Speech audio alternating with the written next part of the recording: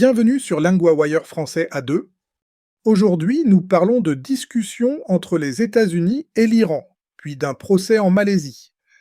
Pour aider, retrouvez les transcriptions, les traductions anglaises et le vocabulaire sur linguawire.com.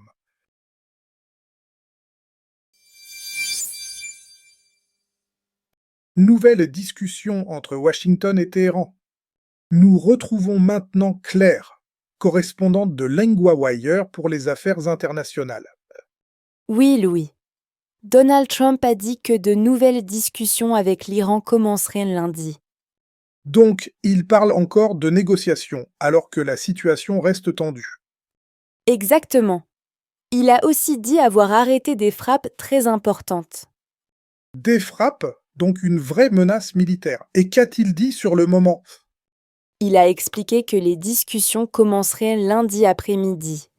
Il a dit cela aux journalistes à bord d'Air Force One. Et l'Iran, est-ce qu'il a répondu à cette annonce? Pas encore. Selon la source, Téhéran n'a pas répondu à cette suggestion. On sent un mélange de pression et d'attente, Oui, et Trump a aussi dit ne pas vouloir fixer de délai précis.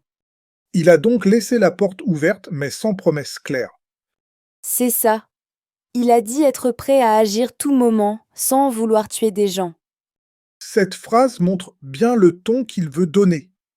Oui, et l'Arabie saoudite, les Émirats arabes unis et le Qatar l'ont poussé à ne pas frapper le week-end.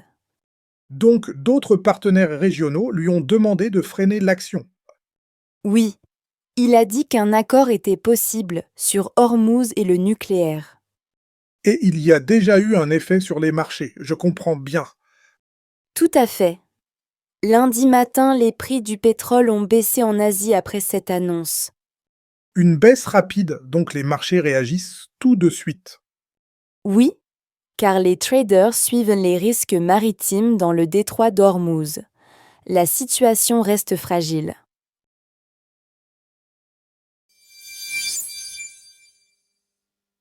Un procès très suivi en Malaisie.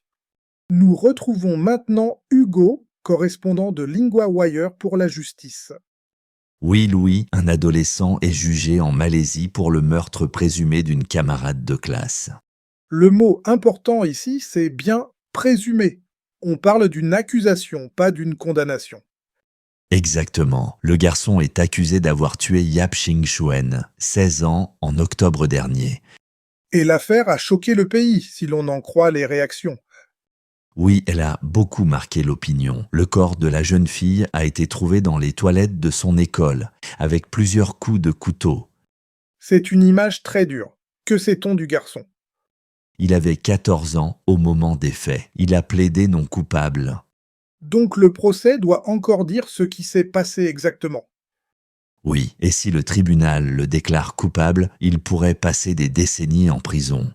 Je vois aussi qu'il y a une autre question au-delà du procès lui-même.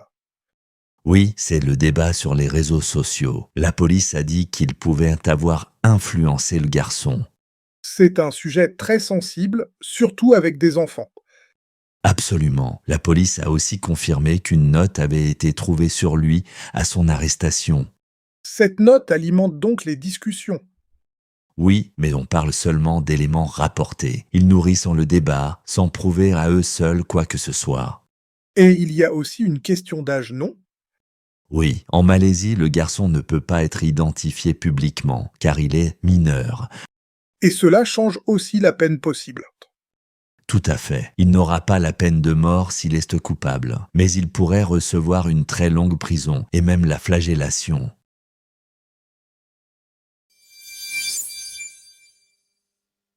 Dans la première histoire, voici 3 mots utiles. Le pétrole, masculin, c'est un liquide noir pour l'énergie et le carburant. Exemple.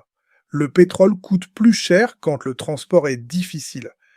Le prix, masculin, c'est la somme qu'on paie pour quelque chose. Dans l'histoire, on parle des prix du pétrole. Exemple. Le prix du pain a augmenté cette semaine. Le détroit masculin, c'est un passage étroit entre deux terres ou deux mers. Dans l'histoire, on parle du détroit d'Ormuz. Exemple. Le bateau doit passer par un détroit très étroit. Maintenant, la grammaire. Les prix ont baissé. Leur sens change selon la situation. On utilise le passé composé pour une action passée, finie, liée au présent. Les prix du pétrole ont baissé. La police a aussi confirmé qu'une note avait été trouvée. Répétez, les prix ont baissé.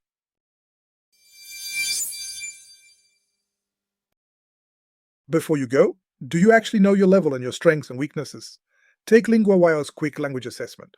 Comprehension, vocabulary, grammar, and listening are each scored separately, so you know exactly what to work on. From there, LinguaWire builds you a personal 12-week plan around your level, goals, and availability. Start at linguawire.com today.